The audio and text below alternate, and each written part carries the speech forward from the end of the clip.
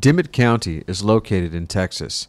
As of the 2010 census, its population was 9,996. It is named for Philip Dimmit, a major figure in the Texas Revolution. The spelling of the county name and the spelling of the individual's name differ because of a misspelling error in the bill creating the county name. The same situation resulted in the 19th century in Kearney, Nebraska, when that community was named for Mexican War General Stephen W. Kearney. The seat of the county is Carrizo Springs and was founded in 1858. Early settlers found Dimmit County to be an abundant grassland with mesquite, oak, and ash trees. The land also had artesian springs bubbling up from a vast reservoir of underground water. It fed into running streams that harbored giant catfish, crawfish, and mussels. On November 12, 1883, the County Commissioner's Court chose noted architect Alfred Giles to design a permanent courthouse for Dimmit County.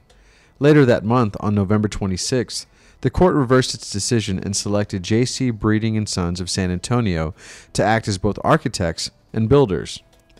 Probably working from Giles's initial plans, they erected a structure which featured a double gallery porch. The building's cubical form and Italianate detailing resembled Giles's designs for other Texas courthouses erected about the same time. By the 1920s, the thriving Dimmit County needed a larger government facility. The Commissioner's Court called in Henry T. Phelps to design an expansion. At Phelps's instruction, the San Antonio Construction Company demolished the north second-story wall, removing exterior brick from the lower north and south walls and adding new, longer wings on each end. As was his custom, Phelps worked along a classic revival plan, requiring a symmetrical facade. He relocated the main entrance to the west side of the building, highlighting it with 4 massive columns and a recessed porch.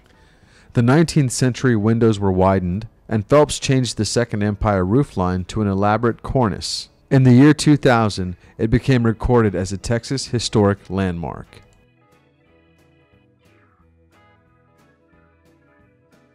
Well, about 3 years ago, actually, it was the dream of the chamber, because they closed down the jailhouse in 2004 and opened up the new jail, and the building kind of sat empty. And one day I was going by and I thought, that'd be a great place to say we're losing a lot of the historical buildings in the county. And I thought that'd be a good chamber office, and it'd be a nice little museum for the El Camino Real that comes through here, through Dimmit County, and also the 17 Texas Rangers we have buried in a little historical cemetery. It is the most Texas Rangers buried in any one cemetery in the whole state of Texas. So we'd like to take that and use it as a tourism, a historical tourism tours that we want to do for the county.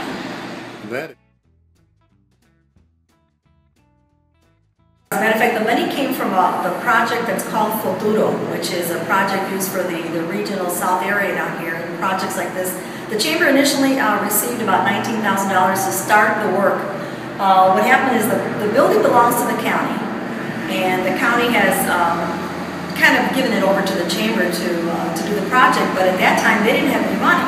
So we began with this money that was given to us by this program, and we started doing all the technical stuff and the geophysical studies that had to be done.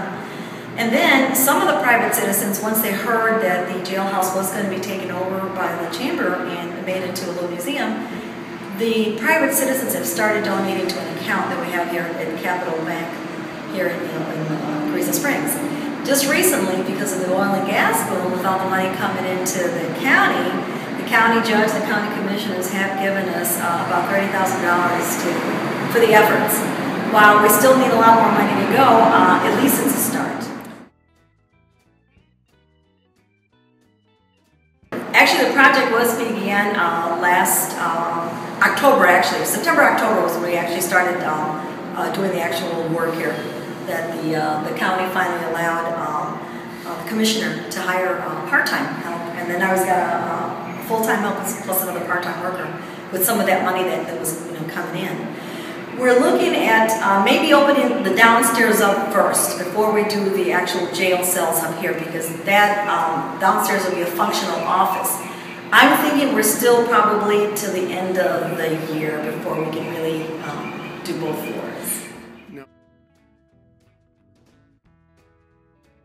I think the oil and gas boom has given us an opportunity opportunity, a lifetime opportunity to create a community. It was a nice, quiet community, yes, and we have to put up with the traffic and the, and the trash and the people, but I'm looking at the sustainability of the oil and gas money being here.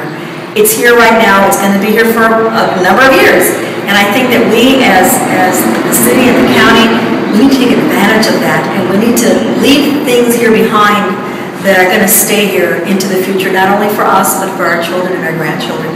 I think while other communities in the nation are struggling with unemployment and whatever, we've been blessed. But we have to make sure that those monies that are being given to us, that we're going to use them wisely, and that they're going to be here, like I said, for a sustainable future. By 2011, the Eagle Ford oil field was reported to be under development, with 3,000 wells projected to extract oil by hydraulic fracturing from tight shale formations. The oil play has improved business activity in the county, but has raised fears regarding the adequacy of water supplies, as fracking requires injection of large quantities of water under pressure into wells to break surrounding rock.